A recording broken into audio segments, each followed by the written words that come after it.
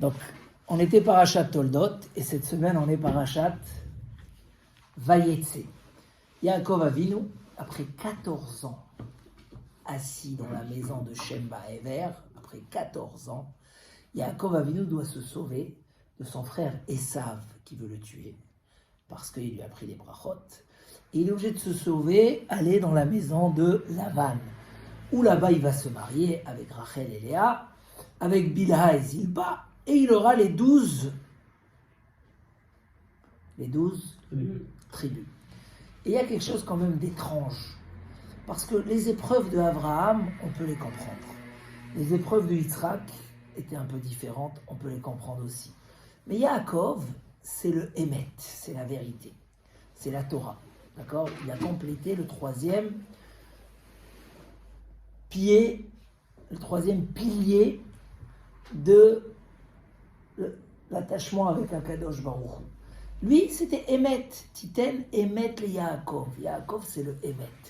Pourquoi Yaakov Avinu, qui était toute la journée dans la maison de Shem et Ever, a dû comme ça aller être exilé, se sauver, passer 22 ans là-bas. Il a dû se marier avec plusieurs femmes. C'est quelque chose d'étonnant. Pourquoi Yaakov Avinu est en arrivé là ? Je ne vais pas rentrer dans les détails. Je vais aller directement à l'explication des choses. Vous avez entendu parler de cette notion de Issachar et Zevulun.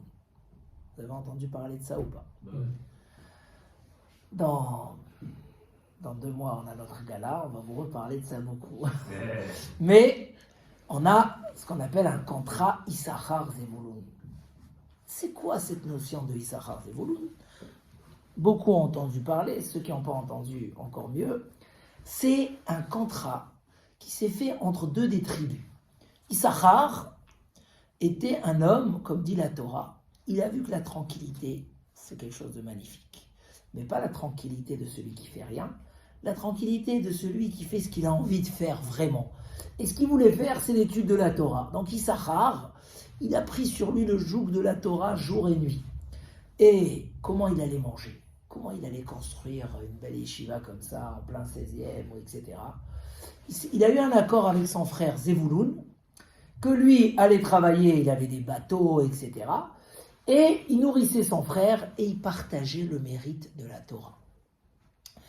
Moshe Rabbeinu dans ses bénédictions, Yaakov Avinu dans les bénédictions, relie ces 2 tribus, les 2. Dans Vayechi, on va lire dans quelques semaines, et Moshe Rabbeinu dans Vezot Aberacha, Smach Zevulun betzetecha, ve'Issachar be'aolecha. Zevulun, tu peux te réjouir quand tu vas travailler, parce que ton mérite, il est déjà garanti. Tu ne sais pas ce que tu vas gagner en business, mais ton mérite spirituel, tu l'as déjà. Tu peux déjà, comme ça il dit le Roi Chaim, avant de réussir dans ton travail, tu sais que tu as déjà réussi. Pourquoi ? Parce que ton meilleur mérite de ce que tu vas avoir de ton travail, c'est ce côté spirituel, que la Torah de ton frère, elle est comme si tu l'as étudiée toi aussi, et sur ça, tu peux te réjouir d'avance. Issachar Zevulun, c'est un accord qui continue sur les générations. C'est marqué noir sur blanc dans le Shulchan Aruch, et le Rama, il vient par derrière. Quelqu'un qui n'a pas assez le temps d'étudier. Il n'a pas assez le temps d'étudier. Et il veut le mérite de la Torah, parce que c'est le plus grand mérite qui existe. Ve Talmud Torah keneged kulam, l'étude de la Torah, plus que tout, plus que le chesed, plus que le respect des parents, plus que tout. Le mérite, on parle du mérite. Alors, qu'est-ce qu'il fait ? Qui paye quelqu'un qui étudie. Qui paye quelqu'un qui étudie. Et comme ça, il aura le mérite comme si qu'il a étudié. Ça n'existe pas ailleurs. Moi, je jette quelqu'un à faire une mitzvah, c'est comme si je l'ai faite. Non. Dans la Torah, puisque c'est grâce à toi qu'il étudie, alors tu peux avoir comme si que tu es en train d'étudier. C'est une halakha dans le Shulchan Aruch. Ce Issachar Zevulun existe jusqu'aujourd'hui. Les gens, il y a ceux qui donnent de la tzedaka en général, il y a ceux qui font du chesed, il y a qui aident les institutions, les yeshivot, mais il y a des gens qui signent un contrat. Ils disent à la yeshiva ou au kollel, moi je veux prendre un avrer. Ça coûte plus cher parce qu'ils payent le prix de ce que cette personne étudie pour qu'il ait sa parnassa. Il ne peut pas rester. C'est ce qu'il faisait Issachar. Lui, il reste toute la journée étudie, il va devenir un grand rave. Qui sait comment il va le nourrir ? Alors, je ne lui donne pas lui directement, je donne à l'institution qui le paye, et il y a même, c'est important de faire un contrat sur ça, comme ça c'est marqué dans les livres, comme ça, ce qu'il étudie, ça vient à ton mérite aussi. Cette histoire-là, en vérité, ne devait pas exister dans le peuple d'Israël. Le projet initial, c'est que Yaakov Avinu étudie la Torah, et à Esav, tu vois qui c'est à Esav? À Esav, c'était pour ça qu'Hachem lui a donné des énergies, qu'il était tout le temps comme ça en train de courir, qu'il allait dans les champs, qu'il amenait le gibier à son père. Pourquoi Yitzhak voulait donner les brachot à Esav? Il savait très bien qu'Yaakov, il est 1000 fois plus sérieux. Ça, il n'y a pas de doute. Même si Esav le trempait un peu sur son niveau, mais jamais il a réussi à le tremper, à lui dire qu'il est meilleur que Yaakov. Tous les raves de la yeshiva, ils disaient à Yitzhak, tu sais, ton fils, c'est une merveille. Il dort pas de la nuit, il étudie toute la journée. On ne peut pas se tromper sur ça. Mais quoi? Il a dit Yaakov, il étudie. Il va être le Rav, c'est lui qui va enseigner la Torah. Et le Zevouloun, ça va être qui? Esav. Donc il voulait lui donner les brachot. Mais c'est pas évident qu'un homme donne de son argent pour soutenir la Torah. C'est qu'il est lui-même attaché à la Torah. C'est que lui-même il étudie, il va à des cours, il pose ses questions à un Rav. Il connaît c'est quoi la valeur de la Torah. Lui-même, il est attaché, il a son cordon attaché au Beth Midrash, mais il doit aller travailler. Donc il connaît la valeur. Il dit, moi je veux le mérite de la Torah aussi. Alors qu'est-ce qu'il fait? Il est prêt à donner de son argent, avec générosité, payer quelqu'un qui étudie à très haut niveau pour que il ait le mérite de la Torah. Et ça, il n'a pas fait ça. Il s'est déconnecté de Yaakov totalement, il s'est déconnecté du Beth Midrash. Il est devenu un homme des champs. La Torah dit Esav, c'était Ish Sadeh. Du coup, Rachel, elle a changé le projet. Pourquoi je dis Rachel? Rivka, elle a changé le projet et elle a fait passer tous les brachot à Yaakov. Du coup, Yaakov a reçu un double rôle. Celui qui étudie toute la journée, 14 ans, il est resté au Beth Midrash, mais il avait un autre rôle. Aller dehors, il faut construire la Torah. Et donc, il a dû préparer ce rôle-là. Et donc, il a dû aller chez Lavan et travailler et construire et être dans des endroits où il y a des épreuves. Le travail de l'extérieur, le travail de celui qui va travailler, qui rencontre toutes ces épreuves. Et pour ça, il y avait deux femmes. On va parler cette semaine des femmes. Il y avait une femme destinée à Esav et une femme destinée à Yaakov, dans la même famille. Léa, elle était destinée pour Esav.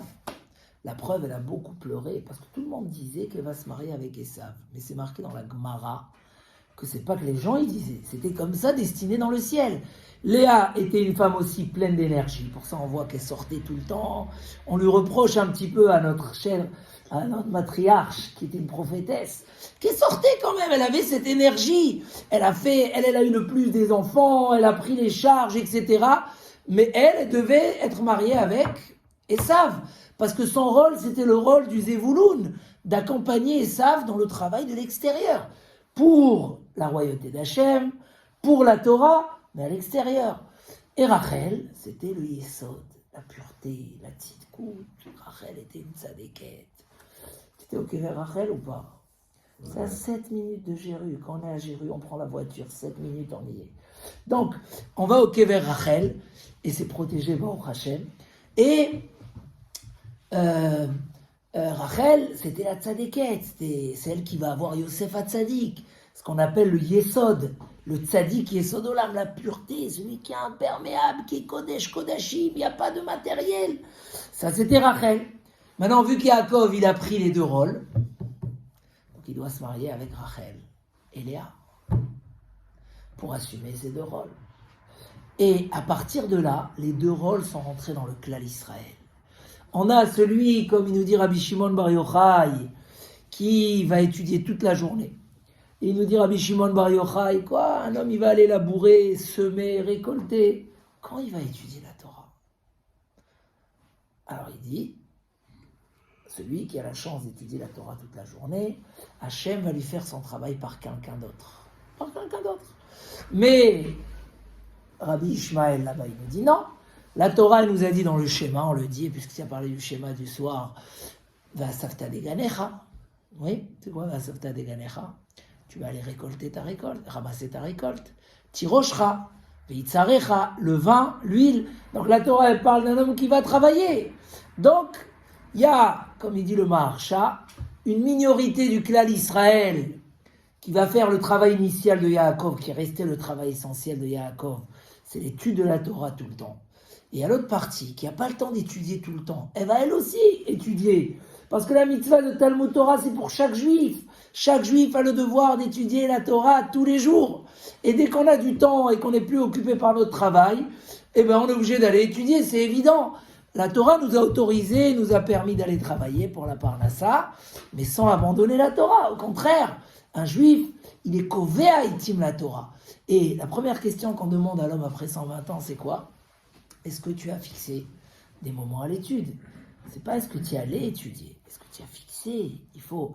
Mais ce juif-là, il veut plus de mérite de la Torah, il a compris que Vetalmud Torah Keneged Kulam.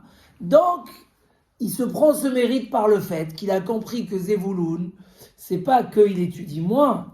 Zevouloun, il a pris le deuxième rôle, qui est le rôle de développer la royauté divine à l'extérieur, de soutenir la Torah, de permettre à la Torah de se dévoiler dans le monde.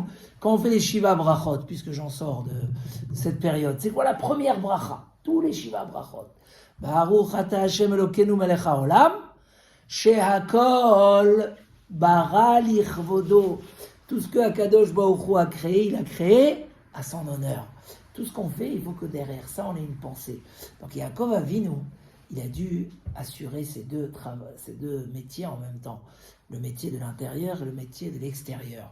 Et dans tous les cas, ça s'est traduit en Issachar et Zevouloun. Et notre travail à nous, donc cette paracha, quand on va l'étudier de Vayetse, on va voir comment Yaakov Avinu, il a surmonté le travail de l'extérieur. Est-ce que parce que les autres sont rusés, on a le droit d'être rusé ? Est-ce que parce que les autres nous volent, nous on a le droit de voler ? Non, Yaakov, il dit, j'étais dans le froid, je travaillais avec un homme rusé comme la vanne, et je suis resté droit, parce que c'est ça notre épreuve. Il dit Rav Simcha Zissel de Kelem, le sabbat de Kelem, un des grands Baalei Moussar, les maîtres de la morale, il nous dit que un homme qui travaille dans la Parnassa, il a une épreuve énorme de Emouna. Et son l'occasion qu'il a du mérite de la Emouna, de la foi, qui est la première mitzvah de la Torah, Anochi Hashem Elokecha, c'est d'être au travail et de toujours croire que c'est ni notre sagesse, ni notre... C'est dur, parce que c'est nous qu'on amène la Parnassa. Chaque consultation, tu comptes, ça se comptabilise. Chaque machin, et de rester, d'être dans ce monde-là et de savoir que la bracha, elle vient que d'Hachem, que nous, on fait le nécessaire, c'est le vrai travail. Avec ça, on témoigne la royauté d'Hachem. Le chesed, on peut recevoir les patients et être intéressé qu'au chèque qui vient par derrière.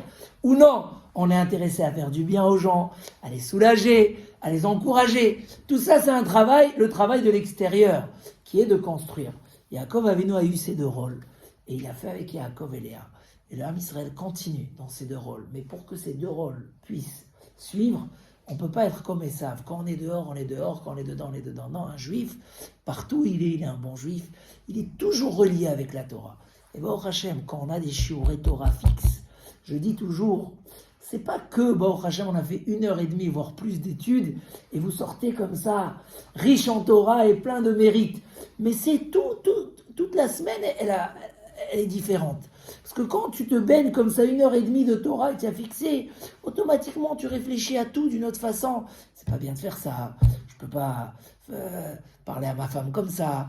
Ça c'est pas cachère, ça c'est cachère. Il y a des questions qui viennent. Donc c'est tout un esprit. Pour que Zevouloun, il ait en même temps la volonté de rester attaché à son frère, qu'il ait la volonté d'avoir ce mérite de la Torah, il faut que lui-même, il a un minimum des pieds qui sont trempés dans la Torah, la tête qui est attachée à la Torah. On a un Rav, on a des amis dans la Torah, on a les tfilotes. Bezrat Hashem, Chazak Venitrazek, qu'on puisse avoir le maximum de mérite et de richesse à travers la Torah d'Hashem. Chazak Ubaruch.